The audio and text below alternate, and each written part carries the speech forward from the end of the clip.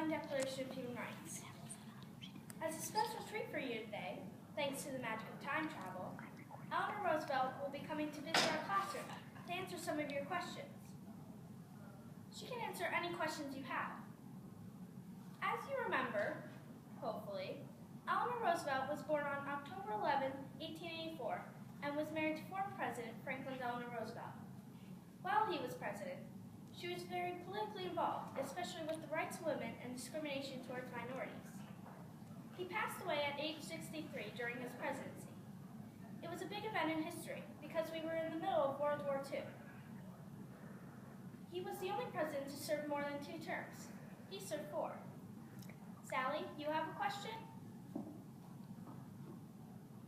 I remember you said that after President Delano Roosevelt died on April 12, 1945, Eleanor was appointed by President Harry S. Truman to be a delegate to the United Nations. Why was the United Nations established and when? Well, hello everyone. I'm Eleanor Roosevelt. I'm so glad to be able to come to your classroom to answer some of your questions. While I was walking in, I heard Sally ask, why was the UN established and when? That is an excellent question. But in fact, I have a picture here with me. In February of 1945 at the Yalta Conference, my husband, President Roosevelt, Prime Minister Winston Churchill, and Premier Joseph Stalin determined the need for an international peacekeeping organization. On October 24, 1945, the UN Charter was written after World War II with 51 countries. As described in the preamble of the Charter, the UN was created to save succeeding generations from the horrors of war, reaffirm faith in fundamental human rights, and promote social progress and better standards of life in a larger freedom. President Truman asked me to be a delegate to the UN. I had to consider this for a very long time because I was not political and I was not even a scholar. I accepted the offer. I then had verbally accepted because I was the only woman on the US delegation. I knew as the only woman I had better be better than anybody else. I knew that if I had in any way failed, it would not just be my failure. It would be the failure of all women and there would never be another woman on the delegation. I feel like I succeeded.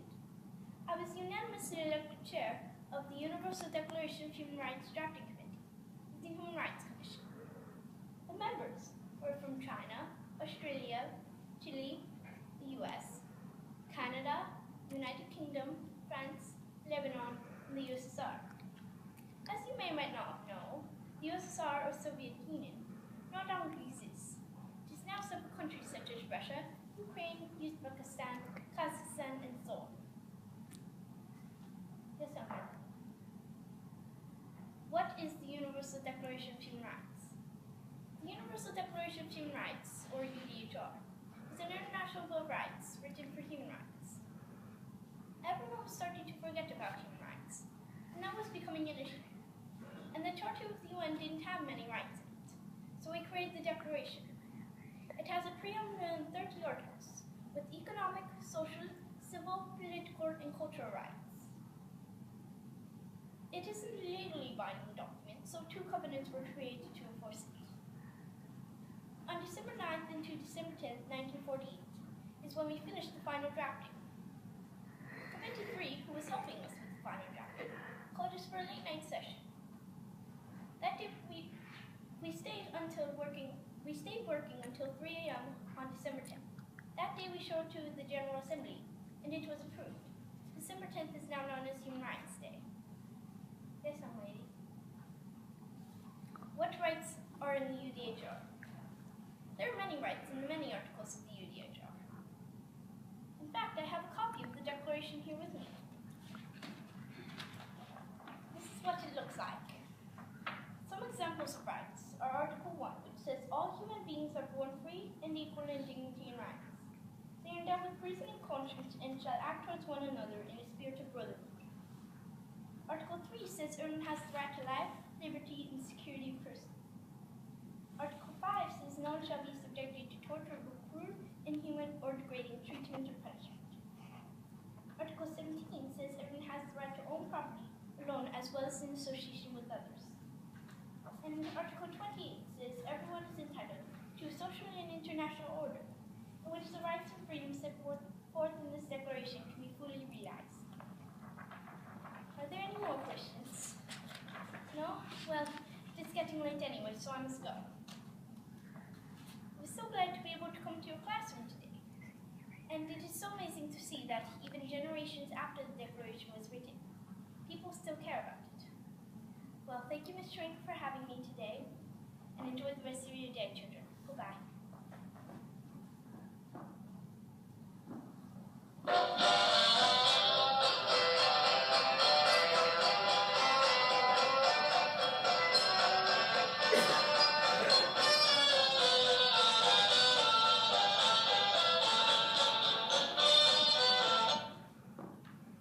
We learned a lot from Eleanor Roosevelt today. She did so much with the UN. That's definitely one of her biggest legacies, being chair of the drafting committee and all of her work with the UN. It's so hard to work with so many countries from different political and cultural backgrounds to get this extensive document. She made them work many long, hard hours, and she often argued with the Russian delegate about the wording in the document. The Declaration is an inspiration to everyone, whether in addressing injustices, in times of conflict, in society suffering repression, no matter what the case, no matter our nationality, home, gender, origin, color, religion, language, or any other status. On December 10, 1948, the UN made a commitment to creating justice for all of us. Today, the Declaration continues to affect people's lives. Many of the rights were put into most of the constitutions of most of the 185 countries in the UN today.